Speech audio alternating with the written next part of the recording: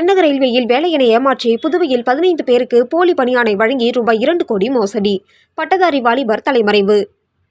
ரயில்வேயில் வேலை பெற்று தருவதாக கூறி போலி பணியாணை வழங்கி 15க்கும் மேற்பட்டோரிடம் பல லட்சம் ரூபாய் மோசடி செய்த பட்டதாரி வாலிபரை போலீசார் கைது செய்தனர். புதுவை பூமியான்பேட் பகுதியைச் சேர்ந்தவர் மேரதன் கேபிள் டிவி நடத்தி வருகிறார். இவருக்கு ரெட்டியார்பாளையம் சுதாகர் நகரை சேர்ந்த சசிகுமாருடன் பழக்கம் ஏற்பட்டுள்ளது. பட்டதாரி இளைஞரான இவர் தனக்கு தெற்கு ரயில்வேயில் அதிகாரிகள் பலரையும் தெரியும். இதன் மூலமாக ரயில்வேயில் வேலை பெற்று தர முடியும், இதற்கு ரூபாய் 17 லட்சம் செலவாகும் என கூறியுள்ளார். இதனை நம்பிய மேரதன் ரூபாய் 17 லட்சம் கொடுத்ததாக தெரிகிறது. அதற்கு பதில் தெற்கு ரயில்வேயில் வேலைக்கான உத்தரவு கடிதம் என கூறி போலி பணியாணையை சசிகுமார் தயாரித்து கொடுத்துள்ளார். இதுகுறித்து சசிகுமார் ரெட்டியார்பாளையம் காவல் நிலையத்தில் நேற்று புகார் அளித்தார். அதன் பேரில் போலீசார் வழக்கு பதிந்து சசிகுமாரை கைது செய்தனர்.